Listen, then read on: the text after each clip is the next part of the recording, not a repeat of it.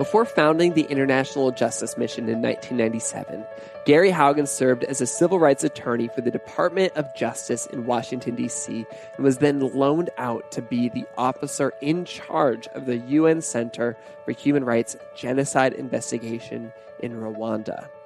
While overseeing the operation, his eyes were heartbreakingly open to the appalling extent of violence in the developing world. Upon his return to the U.S., his experience led him to found IJM, an organization devoted to rescuing victims of global violence, including trafficking and slavery.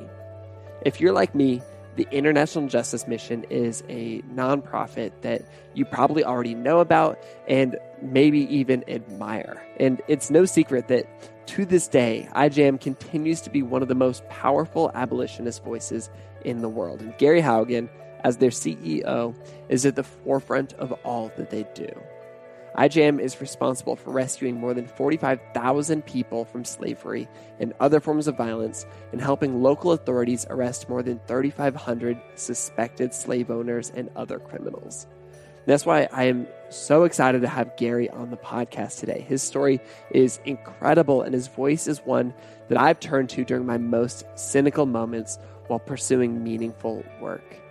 He understands what it takes to do the hard work, to fight the bad guys, and yet still stay somehow hopeful of the future that we have ahead of us all. He's the author of several books, including Good News About Injustice, and most recently, The Locust Effect, Why the End of Poverty Requires the End of Violence. I am Branden Harvey, and this is Sounds Good. This is the weekly podcast where we have conversations with inspiring people who are rejecting cynicism and using their lives to make an impact.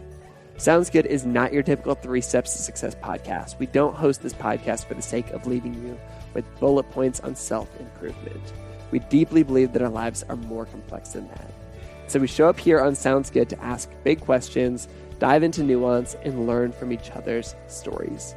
So let's jump straight into this conversation. I have a feeling that Gary's story and his wisdom are going to give you the hope that you need to keep fighting the good fight, wherever you are and whatever you do.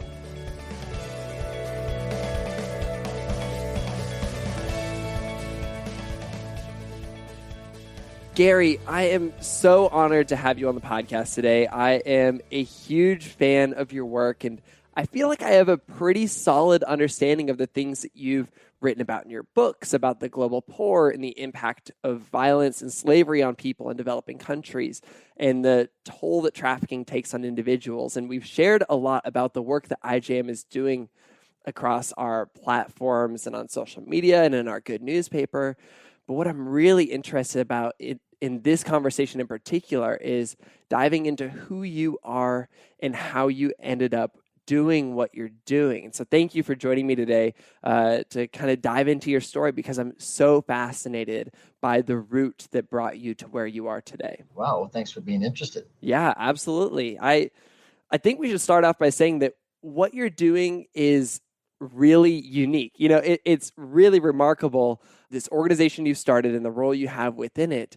And so I want to kind of bring us back to the beginning and ask, what did you think you were going to be doing when you grew up? Because I find it pretty unlikely that you thought that you would be doing exactly what you're doing today when you were a kid. Yeah, totally had no idea what eventually emerged. But when I was a very typical sort of suburban California kid, the youngest of 6. My dad was a doctor. We lived in a nice suburb, and I loved football and I loved hanging out with my friends. But I did have a weird interest in history.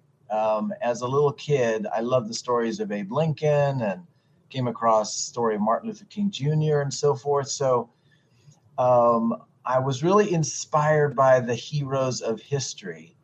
And when I was little, I actually thought I would probably like to go into politics, which is pretty socially weird, like to be in middle school and to be, thinking about going into politics. Yeah. So I struggled to find friends who would associate themselves with me. And so I was with a really irritating kid who's like always running for, student body vice president or something like that. And But when I got to college, I started to get so much more interested kind of what was going on in the broader world. It was the time of apartheid in South Africa. There was a famine in Ethiopia. And so I was this California suburban kid who was sort of getting blown away by a lot of the sort of suffering and pain in the world. And I was moved by that sort of stuff and interested in seeing, well, how can my life make a difference? And I think step by step, that's sort of how we got here. It's really interesting to hear that you grew up with such kind of a privileged experience. You know, I would imagine that you weren't confronted with, you know, the injustices that you work in the world of on a daily basis. I was sheltered away from all that stuff, actually. Yes. How do you think that your first interaction with that, I guess, outside of books and history, came into play? I can honestly remember walking to class in college, and I went to college in Boston in a more urban setting, and seeing homeless people sleeping in the street as I was walking to class. And there just were no homeless people that I was tripping over on the way to my high school, right, in my suburb. Yeah. So it was just actually visually and physically, oh my goodness, there's a human being on the ground, hungry and cold. And then the question of, well, what is that about? What's my responsibility? Does it have anything to do with me? And as a college student, I think one of the wonderful things is you are sort of encouraged to look at the world and what's going on and ask questions. And so it was moving to an urban setting, and then it was having, you know, the regular things like speakers come to campus, talk about human rights issues, or movies I saw actually about the civil rights era, or I remember watching Gandhi and the story of Indian independence and the nonviolent struggle there. So all those things, in that wonderful way, it's supposed to sort of start to mess up the tidiness of your life. That was all happening for me as a college student. I love that. I love this idea of messing up that tidiness of your life. I think that I had a really similar experience when I went to college. I went to a school right in the heart of downtown Portland, Oregon. Yeah. And so I was confronted with all of these things that I had never seen in my small hometown growing up. And though I'd heard of it and you know, I kind of had a theoretical understanding, you know, the moment that you actually have a conversation for 5 minutes with somebody who's living on the streets, it completely changes the way, or at least for me, it completely changed the way that I saw the problem of homelessness. You know, all of a sudden it had a name and it had a story and it had parents, you know. It's really triggering. And so you're going to college. Do your ambitions start to shift, or are you still kind of thinking you're going to go down the world of politics? Well, I actually had thought I'm going to become a lawyer, probably, just in terms of you're thinking like career-wise, because you're in college. And so Abraham Lincoln was a lawyer, so maybe I want to be a lawyer. and as simple as that. And also these, taking off from what you were saying, these experiences while I'm in college, like actually working in a homeless shelter, so that I actually, as you say, get to know the human beings who are not just homelessness, but that's actually a person. And of course, I do it in all the awkward ways of suburban kid who has no idea what he's doing. But all of the sort of grace of the people that I encountered there, and the way that you could just be kind, you could just be helpful to this one person that was in front of you that was in a desperate situation. And so having it sort of become demystified as an intimidating abstraction, and realize, no, it's just about loving a human being that's right in front of you. And then it was this sort of crash of global events coming to a college campus. Apartheid protests were a big deal on our campus. As I mentioned, there was this horrific famine in Ethiopia. And so that did start to turn my attention sort of more globally. And I knew enough about the way politics worked that's really about going back home and running for vice mayor and then school board or whatever. And it's really local focus. And I was getting more interested in stuff around the world. So I went to actually go work with church leaders in South Africa on the apartheid crisis right after graduating from college, just as a typical kind of intern experience. And that blew my world open even more. How long did you do that for? I lived in South Africa in 1985 and 1986. 3 days after I arrived, martial law was declared in the country. Oh my goodness. Because everything was becoming so violent. So again, you got to picture this suburban kid from California has now just been dumped in the middle of a martial law crisis in a fight against this brutal racist regime. And Nelson Mandela is still in prison. It's illegal to say his name in a public meeting. And there I am right in the middle of it, with church leaders like Bishop Tutu trying to figure out, well, how can we save our country from this injustice? So again, apartheid, instead of being a abstract system of injustice, you actually get to know the individual Black South Africans who are being completely deprived of their rights and being treated, like they're not human beings, and trying to ask the question, my goodness, how do I, as a human being, respond to this kind of suffering, and where do I find hope and encouragement? And that was the journey for me. Because this was one of your earliest efforts in that world of being confronted by a big issue, I'm curious, like what the stumbling blocks were, or what the process was of remaining hopeful and, success oriented. If the goal of success is, peace or reconciliation or whatever it is, how you were able to kind of keep that at the forefront of your mind and not let fear or cynicism start to beat you down. Because I can't imagine being in the middle of that struggle. We all know how the story ends, or at least where we are today, but you were in the middle of it. No, that's exactly right. And I was in some ways, the darkest moment of it, because when I left in 1986, there was no one who thought that there was any way that crisis was going to get resolved other than just a bloodbath. But 10 years later, less than that, Nelson Mandela is released from prison, and he's elected president of his country, and he becomes this global statesman of hope and justice in the world. Well, what happened there? Well, I will say that I did sort of experience this insight to realize, this is all about the struggle for hope. Because the forces of evil and violence and injustice, what they want you to do is give up.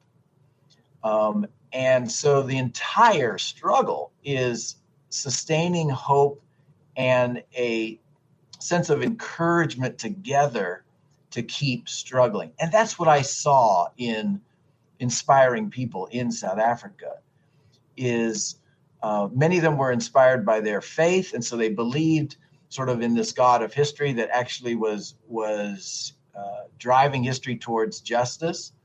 There was this idea that if you look back over history, you actually see that the oppressors and the tyrants, they get swept into the dustbin of history, and that sense of larger hope. But really what it came down to was we are sustained by a love for individual people. I'm not going to abandon that mother whose son has been illegally arrested and is being tortured in that jail. It's sort of indulgent to lose sort of hope around the abstraction when that son actually needs someone to stand up for him. So I think the focus turned to finding hope and motivation in serving the individual, helping a single person, and then secondly, doing this kind of work in community. Not doing it as a lone ranger off by yourself, because you'll totally get exhausted and you will lose hope. But finding hope in the faith that you can muster, in the individual love you can bring to bear, and then finding the friends with whom you can do it together. Finding hope and motivation in serving the individual in community. That's remarkable. And so when you left South Africa, were we already on a hopeful trajectory, or did you have to leave before you got to see shifts happen? Well, I had to leave before I saw very many shifts in the basic narrative of what was happening in South Africa.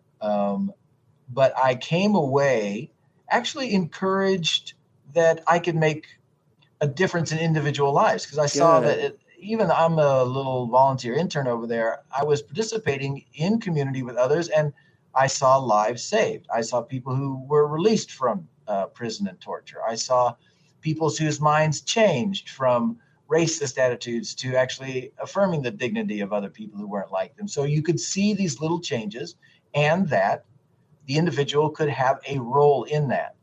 And so then eventually I went to law school, and wanted to get more equipped with sort of the professional skills of legal advocacy. Went to go work for the Department of Justice as a lawyer, working on cases of police brutality here in the United States. And again, it was this idea of I may not be able to fix everything everywhere, of course, but there's good that can be done in the world. And if I have the courage to look at what's hard, find friends, and with whom I can pursue justice, and I equip myself with some hard work with the skills to do my part, there's great joy to be found in this. Was that ever a struggle for you, leaning into the difficult things, actually focusing on the heartbreak in the world instead of veering off into optimism? There was this equation at some point that came together, Brandon, that connects, I think, to a notion of you just want your life to matter. I think all of us have this very deep desire for our lives to actually matter and to make a difference. And I suppose what I found was the insight that, oh, if you go and stand along people who are hurting and in need, the care, the love, the effort, the work that you bring to bear on their behalf, it will actually matter. It will make a world of difference to them. By contrast, if I enter into the world of affluence and power, where people already have more than enough of what they need, and I had an education background and so forth that I could sort of pursue that world, well, then actually what I bring to bear doesn't matter so much. It doesn't really make that big of a difference. These are people who already have so much abundance anyways. But what if you go along the person who's alone? What if you come along to that place of poverty and of hurt? And what if you bring a little bit of healing that's in your hand, or you bring a little bit of encouragement or hope or kindness or love?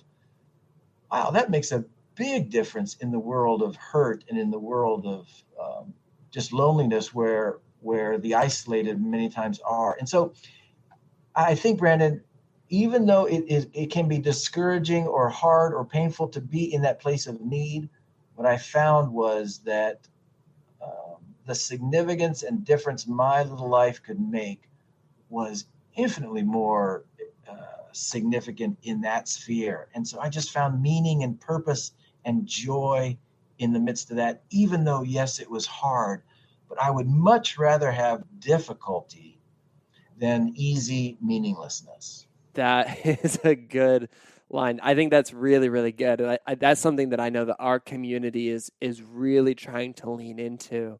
And speaking of difficult things, I know that, pretty soon in the timeline of your life, you headed to Rwanda, kind of in the aftermath of the Rwandan genocide. Can you tell me how you ended up having this, I want to say opportunity, but it's almost like that can't have been, obviously it was not an easy experience. Yeah. But how did you end up in Rwanda? Yeah. Well, the Rwandan genocide took place in the summer of 1994. And when it's over with, the international community wanted to try to bring the leaders of that genocide to justice. And so the UN doesn't have a full-time staff standing by to do genocide investigations. They ask the governments around the world, hey, can you send us some people some professionals to help us do this? And so I was sent by the U.S. Department of Justice to the UN to be able to lead the genocide investigation. And it was just an unspeakably horrible experience of getting handed a list of 100 different mass graves and massacre sites where nearly 1 million people had been butchered, and to sort through mess and try to develop the evidence so you could bring the perpetrators to justice. And I guess the deeper impact that had on my life in a certain way, Brandon, was that it brought me face to face with the problem of violence, right? That there's all kinds of hurt and suffering in the world, but wow, there's something about the problem of violence that is devastating and brutal and just evil. And so out of that, and after the Rwanda genocide experience, I was focused on how can I make a difference in the world in just reducing the amount of violence that those who are most vulnerable have to confront, especially children, especially women and vulnerable families who are most at risk of being hurt by bullies. That notion just really took hold of my heart, and that was a big part of coming out of that Rwanda experience. I just want the violence to stop wherever I can do that. Where in places of most vulnerability, that's where I want to go. That's what I want to do. Directly out of that desire or that newfound purpose, is that where International Justice Mission came from, IJM? Exactly. So IJM was founded just a little more than 20 years ago, and in the midst of a sort of global effort to address the different kinds of needs of the poor. And this was in the era when Bono and others were getting everybody excited about engaging the fight against poverty. And I wanted to be part of that fight too. But what I came to focus on was that the common poor person is not only afflicted or threatened by hunger or disease or lack of sanitation and dirty water, they are actually chronically vulnerable to violence. And I didn't quite understand this as powerfully until I was on the ground in the developing world, and maybe some of our listeners have been into the developing world.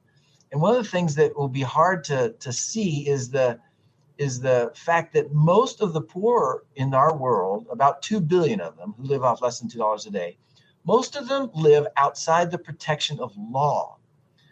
The UN did a study that came to that conclusion, said most poor people live outside the protection of law. Now, what in the world does that mean? Well, the picture of that came so clearly to me not too long ago when I heard about this young woman in the state of Oregon who was home alone one night in her house, and she lives in kind of a rural area, and her home is kind of isolated. And it was a dark Saturday night, and she started to hear this man tearing his way into her house.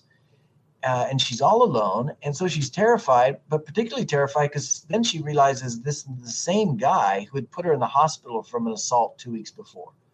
And now he's tearing his way into her house. And so she does what every American does. She picks up the phone and she calls 911.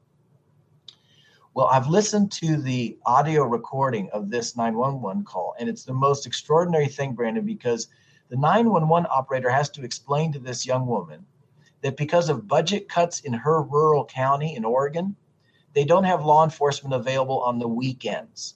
What? Only on weekdays. No. And so she's actually on the phone saying, I'm sorry, I don't have anyone to send for you. And eventually they have to just hang up. The man breaks into the house and horrifically assaults her. And I was just listening to this with my breath just stolen from me. I couldn't breathe.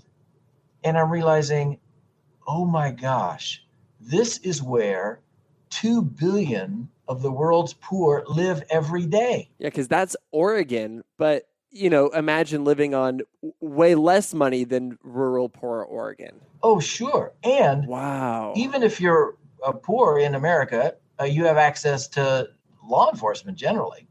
But most of the world's poor don't have access to law enforcement. What does that mean? It just means that bullies then can do whatever they want. And that is what happens. That's why, Brandon, we have 40 million people in slavery in the world today. We have women and children in communities where up to 40% of them are victims of rape or attempted rape by the age of 14. They have their land stolen from them.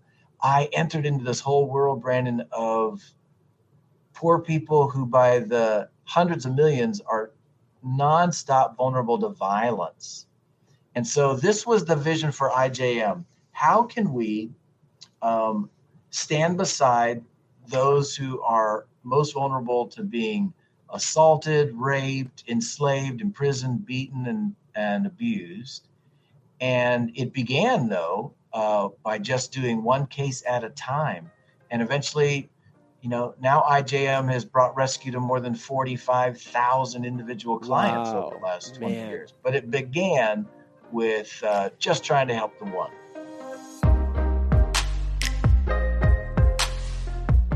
I just wanted to take a quick break from this conversation to tell you about the sponsor of this week's episode of Sounds Good, Schmidt's Naturals.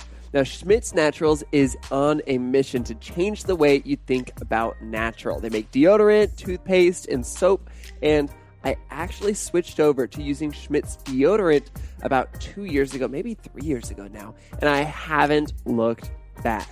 I was tired of putting chemicals and aluminum in my armpits, and so I was really excited to put Schmidt's plant-powered formulas to use. My personal favorite deodorant is their charcoal and magnesium. It genuinely keeps me from being stinky and sweaty all day long, which isn't necessarily the experience I've had with other natural products. So I'm really impressed by Schmidt's. And the cool thing is, for listeners of Sounds Good, Schmidt's Naturals is offering free shipping when you use the code GOOD at schmidtsnaturals.com. You can go to schmidtsnaturals.com today and use our special code GOOD to get free shipping and to help support this podcast. Schmidt's Naturals. Smell good, do good. That's a good tagline. Okay, now back to the rest of this conversation.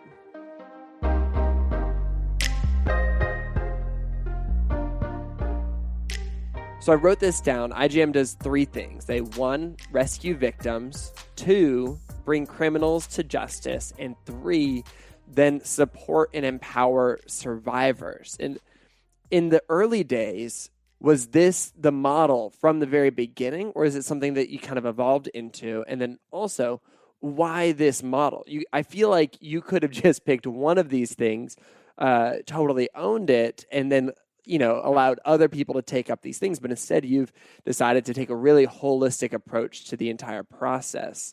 Tell me about this model. Well, and in fact, just as you suggest, when we started, we were actually mostly focused on the first two things. That is, rescuing victims out of abuse. So rescuing kids out of the brothels where they're being serially raped by sex trafficking, or rescuing the family out of a brick factory where they're slaves, or rescuing that widow who's being thrown off her land by that mob with machetes.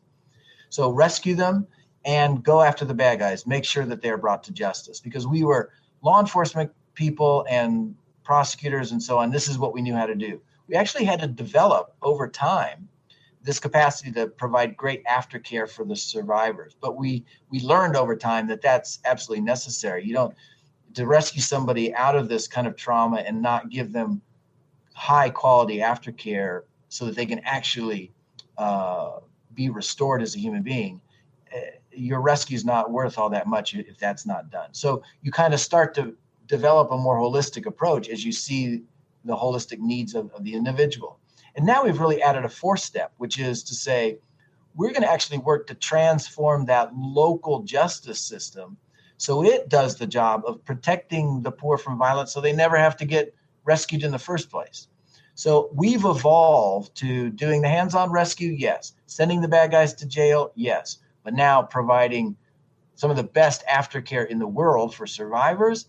And now we're helping to protect almost 150 million people through the justice systems that we are helping to transform in these communities. So that's the miraculous kind of larger impact of when you start with the individual and you just keep trying to do that which cares for the whole human and looks after the needs of the community, it moves you to actually transform systems. Oh, that's so good. And that's what gets me really excited is, hearing the individual stories, the individual impact, and then being able to zoom out, or in some ways kind of zoom in and say, okay, how can we attack this entire system to even eliminate the need to have these individual stories of people. What if one day, we put ourselves out of business because we've just dealt with the entire system? Well, to break in, that is the amazing good news, is that we've actually now worked ourselves out of business in some places.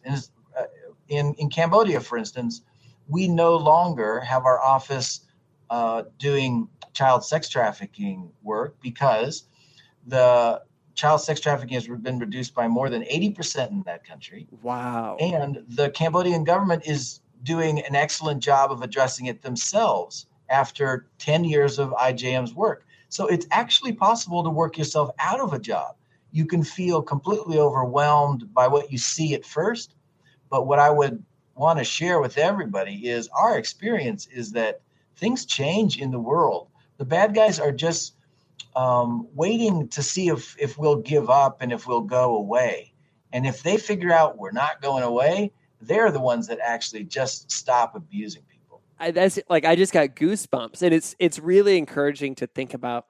It is this almost this competition of, hey, who can outlast the other? And yes, where injustice thrives is where the good guys can't hold out long enough. What would you say that it is that is allowing IJM and similar people making a difference in the world to actually have the persistence and the sense of hope to stick around longer than the bad guys? Where do you think that's coming from? Maybe, as I mentioned at the beginning, Brandon, it's a little bit of a recognition, first of all, that is the fight.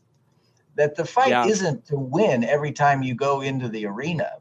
It's to understand that getting back up, even after you suffer a defeat, is what in the long run allows you to triumph. These are all sort of trite things to say. It's not, whether you fall down, it's whether you get back up and stuff. But it turns out the trite things are actually true. And that's what we have experienced is in the early days, we failed just over and over and over again. And it would be very discouraging. And in fact, what we would tell ourselves is, well, every time we run at the problem, we learn something we didn't know. I mean, that was about all you could extract from the experience. But now, 45,000 times later, we've seen tremendous that success is possible, but it comes from not going away. And what allows you to not go away?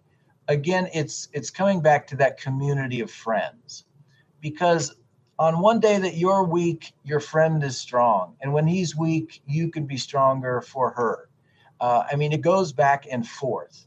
And so I think doing it in community is critical.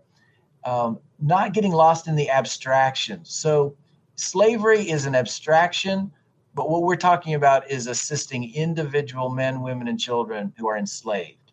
And when you stay focused there and you see how hopeful it is for them, it turns out you actually can start to eliminate slavery from whole communities and whole countries. But you get there by staying focused on the individual and not losing that passion to keep going, which is about love, right? It's about, we don't want to be given up on, right? When it starts to get hard with us, when it starts to get complicated and difficult, we don't want people to abandon us. So love's just about doing for others what you would want done for yourself. And so I think that's how we stay motivated as well, is to say, we can't do everything in the world and we're going to face some defeats, but we are going to not go away for this person, because this is not an abstraction. This is a woman we've gotten to know. This is a family that we've come to love. This is a father who deserves our best efforts. And that helps you to keep getting up in the morning for sure. I will also say there's the completely underrated value of having fun. That is to say, of stop working hard and wallowing in all of the darkness 24/7. Take a break, take a rest, have a Sabbath, eat a great meal, go laugh with your friends. There's no other way to do it than to be actually very disciplined about finding joy. I was just talking with the team this morning about the way that joy is the oxygen for doing hard things, that we have to continually return to our own sources of joy with our friends, with beauty and nature, with exercise, with great food, with music and art, because that's what allows you to do it for the long haul. When I get on an airplane, they always say, secure your own oxygen mask before assisting others, right? Because they know that it sometimes takes a long time to assist someone. And if you don't have your own oxygen going, you're going to pass out and you're not going to help anybody. And it's likewise in the fight for justice, that we need to actually secure our own access to joy in our own life so that we can be in it for what's going to be a marathon, lifelong fight for justice. I think that's a really good reminder. And I know for me, sometimes I get so focused on the issues that I almost feel a sense of guilt if I opt out for a moment to have fun or have a positive experience or whatever it is. And so it's really encouraging to hear you say that, it's important to have those experiences. And I was actually in Nashville at this event where Congressman and civil rights hero John Lewis was speaking.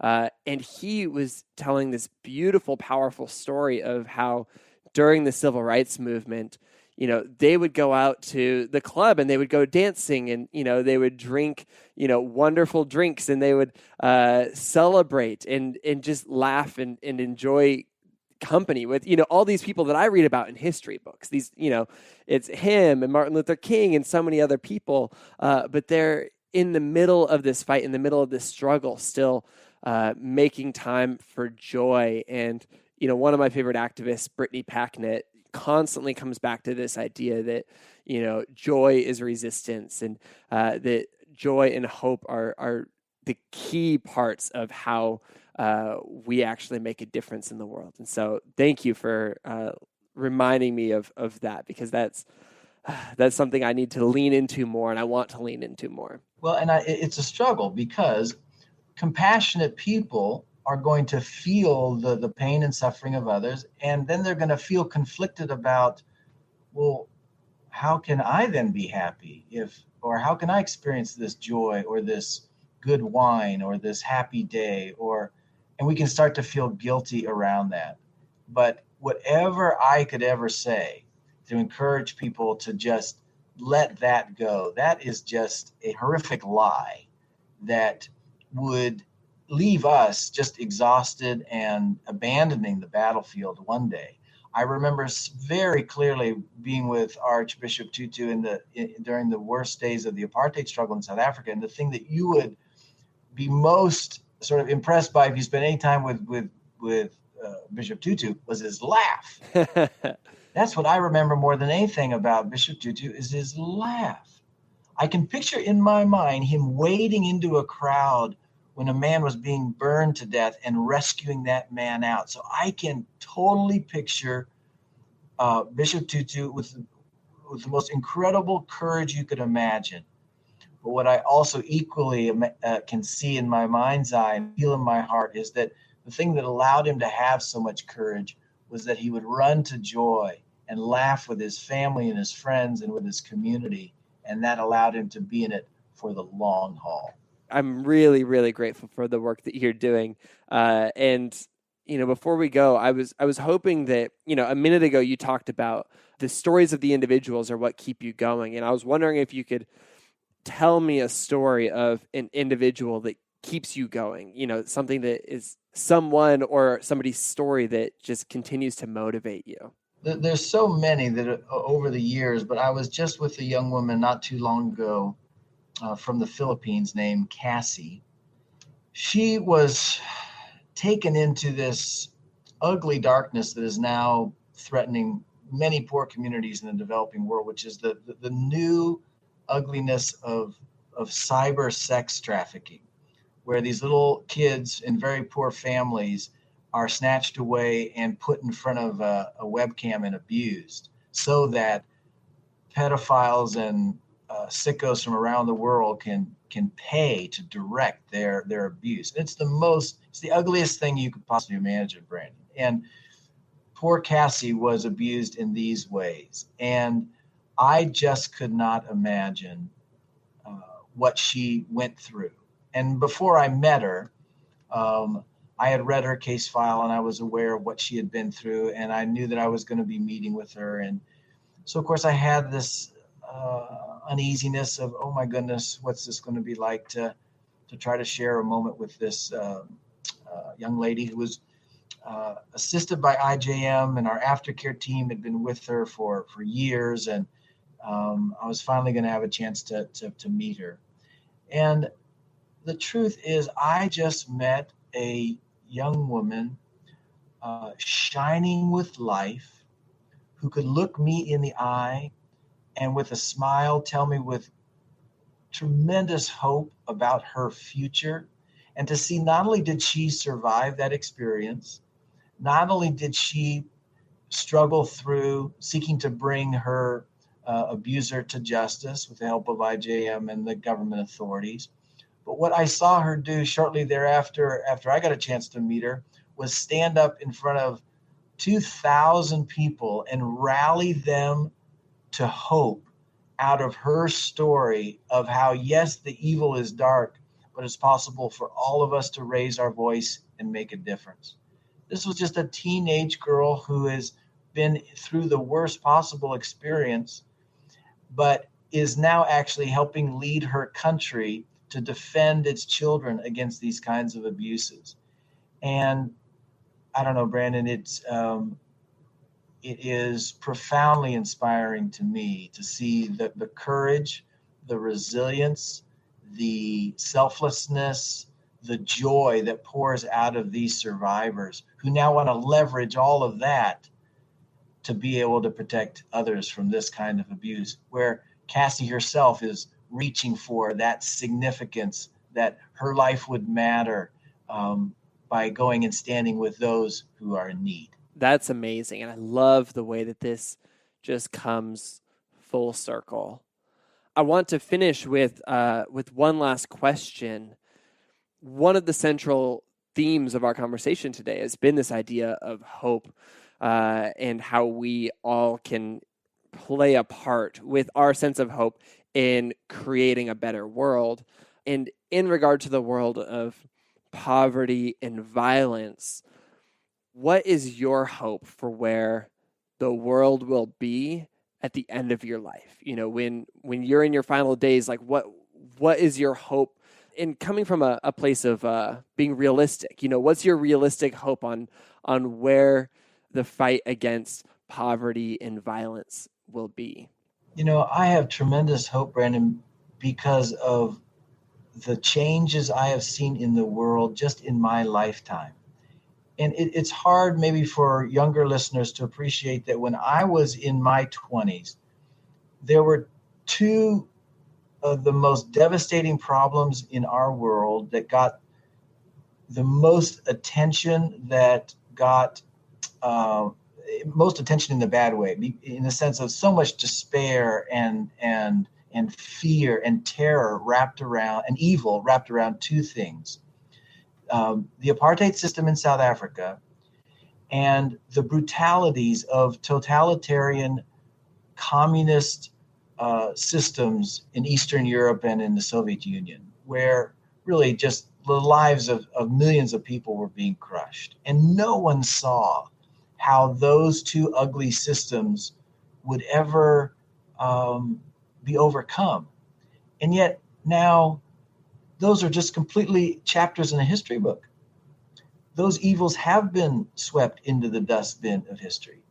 And I can remember being in my 20s and never being able to imagine that kind of human suffering and evil would be brought to an end. So one of the things that I just have the benefit of now of being a little bit older and seeing the world actually does change. Slavery can end, for instance. I truly believe, Brandon, that this is the generation that is alive right now that could actually see the end of slavery. That there are more people in slavery than ever right now, but this is actually the one moment in history for the first time when it could be eliminated. Because there's a lot of reasons for it. It's illegal everywhere now. It's concentrated in a few places. We now can measure it. We found the vaccine that gets rid of it. All those things are true. But what it also just manifests is that the world can change. And we just can't lose sight of that. Extreme poverty has been reduced. When I was in high school, and that may seem like a long time ago, but that was about 30 years, a little more than 30 years ago. When I was in high school, nearly 50% of the world's population was living in extreme poverty. 50%. Now, in our era, we are down to 15% living in extreme poverty. Well, that's 15% is still way too much, but we should not lose sight of the reality that the world changes, and the world changes when individual people find their friends and they hold on to the hope together, and they do what they can do for the human beings that are right in front of them.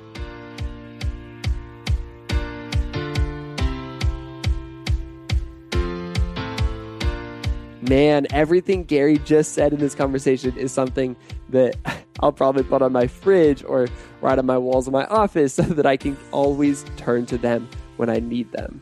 I'm struck by how Gary lives with such hope and joy and optimism in the midst of doing work that allows him to encounter so much darkness, evil, and injustice. I'm never going to forget what he said about how joy is the oxygen for doing hard things. And I think maybe we all need to remember that truth. You can connect with Gary on Twitter. His username is @GaryHaugen, and you should absolutely check out all of the work that's being done by the International Justice Mission through their website, ijm.org. You can also follow them at @IJM on Twitter and Instagram. If you haven't already read one of Gary's books, I highly recommend checking out The Locust Effect or The Good News About Injustice. If you're new to Sounds Good, we would love for you to stick around. You'd also love my conversation with Firuze Mamaudi and Jonathan Moya, both individuals who have challenged the people around them to see the world differently and take action that makes a lasting impact. You can find both of these episodes and more than 100 other episodes by searching for Sounds Good wherever you listen to podcasts. Make sure that you hit subscribe to keep getting more inspiring conversations with incredible people delivered to your phone while you sleep. And for those of you who are regular listeners to the podcast, please consider supporting the show by leaving us a review on Apple Podcasts or by just telling a friend about the show. We always love it when people tag us in Instagram stories and when we see tweets with our name pop up.